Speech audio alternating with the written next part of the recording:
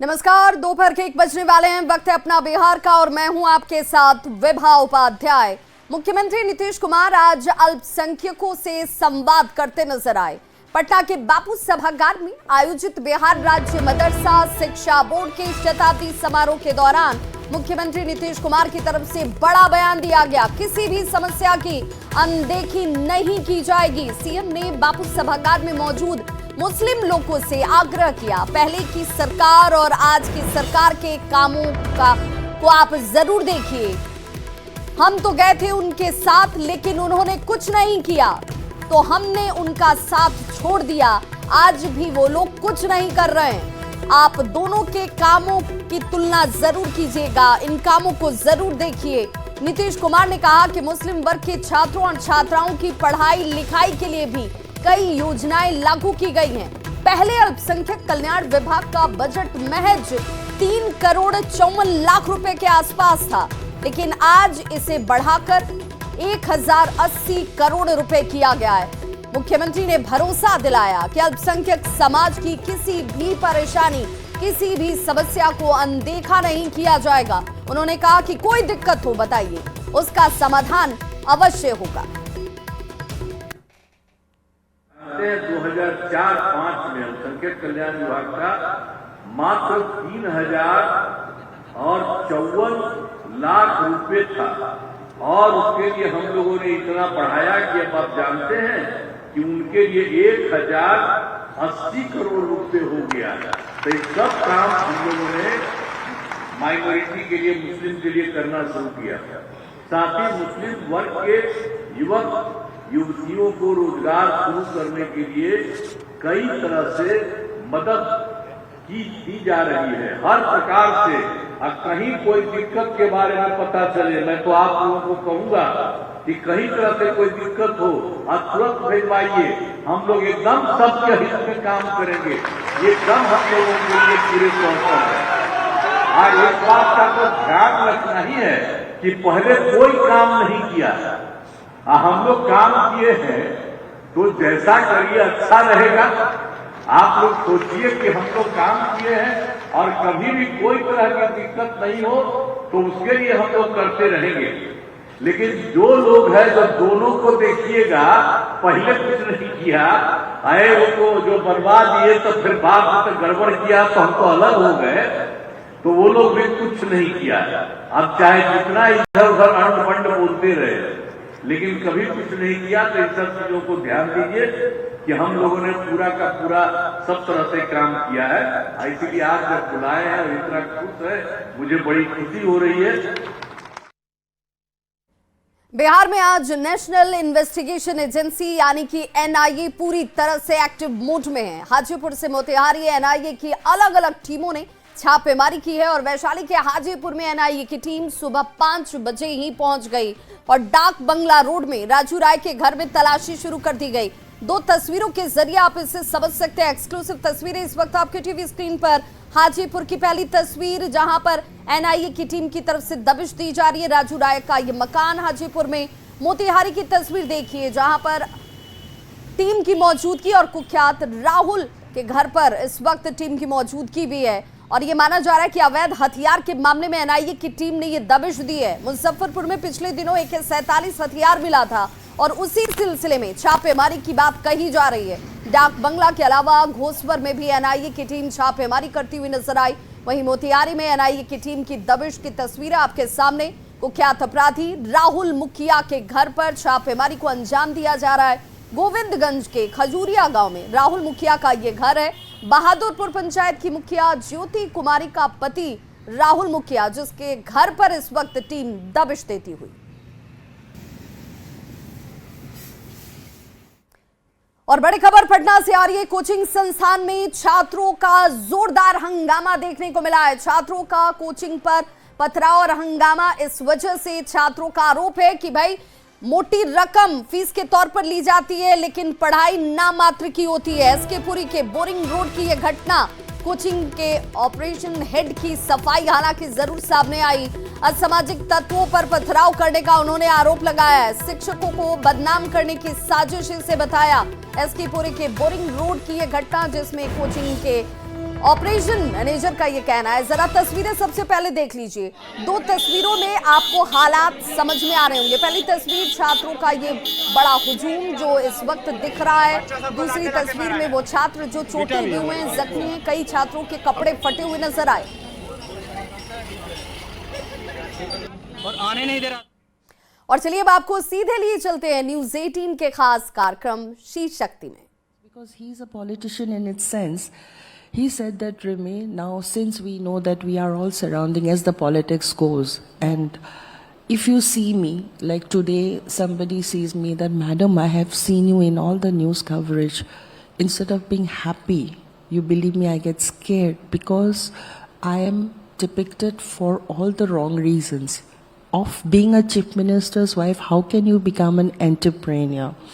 In one of the TV interviews, I told, like, मेरा husband तो women empowerment के लिए he is a champion of the cause, but जब wife करती है, मेरे को तो जूते का माला पहनना पड़ता है, तो वो भी हर एक size का.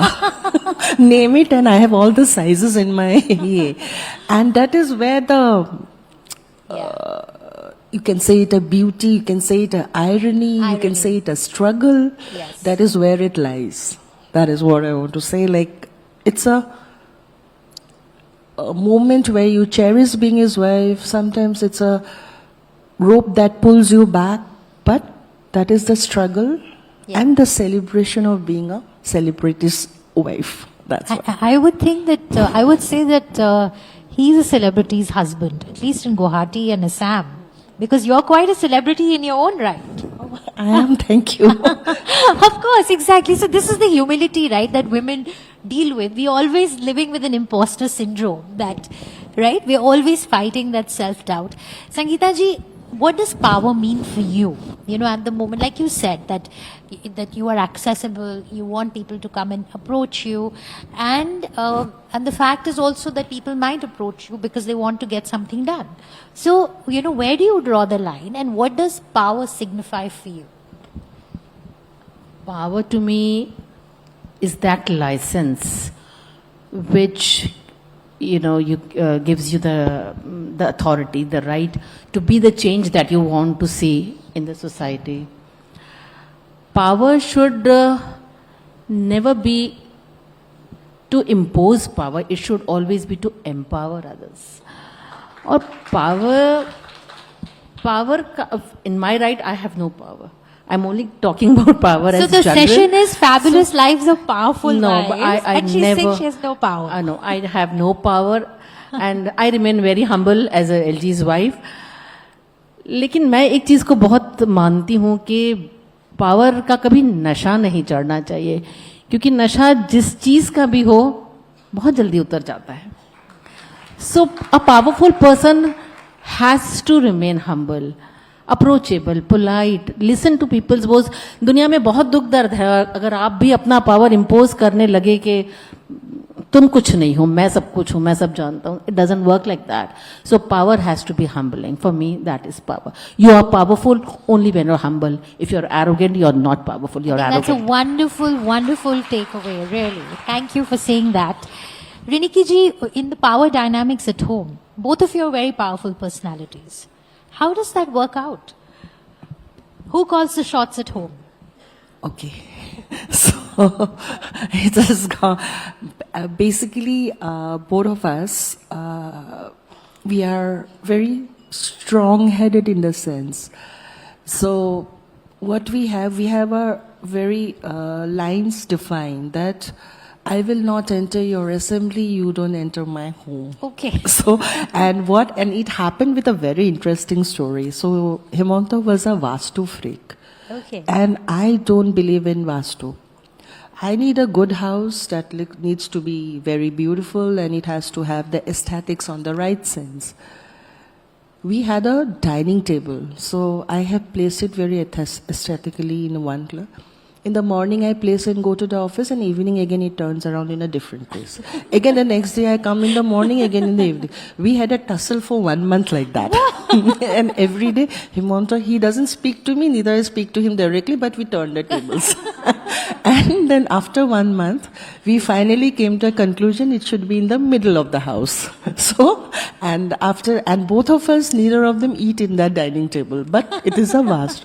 Then I told them, when you are in the political, so you have all good people coming home. They should have the aesthetics correct. So let me take care of the home front. I will give you a proper, beautiful set. You just come and flaunt that you have done it. So that is what, and that is how we maintain. But actually in this power dynamics, there are a lot of people who tries to ping you from the back. And that is where, if you don't have your head on your shoulder, so that is where the family first the breaking line starts. So in that way, we are very clear. So like if anything happens in the house, he will say, go and ask madam. If anything happens politically, I said, I'm the wrong person. We don't, that is how we are. And the best part of it is that if we meet too often, then the house will blast. so that is where we are like, okay. I think that's wonderful advice. If you meet too often, the house will blast. So, all right, okay, very quickly, I'll say the following and you tell me what comes to your mind. I'll say Assam. Beautiful green. Media. Redefining. Redefining. The society. Kaziranga. One horn rhino. Cotton College. Nostalgia. Himanta Viswa Sarma. Okay, I'm taking time to answer. I don't know. This is something I actually don't know. He's my husband. That's only that's my Husband? That's it. Power. Influence, inspiration, Politics. politics. Even that's like, and for me, like before marrying Himanta, quote unquote, I was to say it is the last resort of scoundrels. But now, for me, because when he was a lawyer at the time, but now for me, politics, if used in the right way, it adds a very beautiful and a defining meaning, not only to yourself, but to the society to whom you are contributing yourself, your entire life. Okay. Business. My blood. Ma'am, I'm going to ask you a few, I'll say a few words and you tell me what comes to your mind. Yes, right here. Delhi. Majestic city with monuments yet unexplored. There are so many of them. You need to visit all these places. Rains. Beautiful if you are sipping a cup of adrak wali chai in your balcony, but very harassing if you are on the roads. Donald Trump. Oh. The topic of every dinner table conversation in every household today. PM Modi. Unmatched. The country is blessed to have him. The loudest applause. Rahul Gandhi. Unmatched again. And Mr. Saxena. Mr. Saxena again is a very difficult question, isn't it? In very simple words, he's a very simple man. थोड़ा सा लंबा answer दे दूं इस बात का? बिल्कुल बिल्कुल दीजिए. लेकिन उनके अपने शब्दों में अगर मैं उनको डिस्क्राइब करूं तो उनकी जिंदगी का फलसफा 2-3 उनके पसंदीदा गजलों के शेर हैं जो वो कहते हैं, वो अपने लिए ही पढ़ते हैं और कहते हैं कि ये मुझे डिफाइन करते हैं. पहला वो अपने लिए ये कहते हैं कि जो डूबना है तो इतने सुकून से डूबो, जो डूबना है तो इतने सुकून से डूबो कि आसपास की लहरों को भी पता ना चले. इससे वो ये कहते हैं कि जो काम आपको करना है ना वो कर जाइए, ढोल बाजा तमाशा ना कीजिए. Let your work speak for you and don't keep blabbering about your work. एक और शेर जो उनका बहुत पसंदीदा है वो है कि हम भी दरिया हैं, हमें अपना हुनर मालूम है, जिस तरफ भी चल पड़ेंगे रास्ता हो जाएगा. तो देश की महिला शक्ति को सम्मान, न्यूज़ 18 का यह खास क्रम श्री शक्ति। और आप सुन रहे थे कि किस तरीके से सामाजिक जीवन में या फिर राजनीतिक जीवन में इन हस्तियों ने अपना मुकाम बनाया और दूसरों को मुकाम बनाने में अब मदद कर रही हैं। प्रधानमंत्री नरेंद्र मोदी कल एक बार फिर से बिहार दौरे पर आ रहे हैं और चुनावी साल में फरवरी के बाद से मार्च को छोड़ दिया जाए तो हर एक महीना जिसमें प्रधानमंत्री नरेंद्र मोदी बिहार आ रहे हैं। चुनावी साल में पीएम का कल ये छठा बिहार दौरा है, जबकि लोकसभा चुनाव के बाद पीएम मोदी का ये 8वां दौरा होगा। पीएम के दौरे को लेकर गया जी के मगध विश्वविद्यालय परिसर में विशाल पंडाल तैयार किया जा रहा है। पीएम मोदी कल गया जी और मोकामा से करीब 13,000 करोड़ की योजनाओं की सौगात देने वाले हैं, जिसमें कई योजनाओं का उद्घाटन और शिलान्यास दोनों ही शामिल हैं। तो देखिए, ये वो योजनाएं हैं, ये वो सौगात है जो प्रधानमंत्री नरेंद्र मोदी की तरफ से बिहार के लोगों को मिलने वाली है और इसीलिए इसे लेकर एक भव्य तैयारी जो है वो बिहार में देखने को मिल रही है।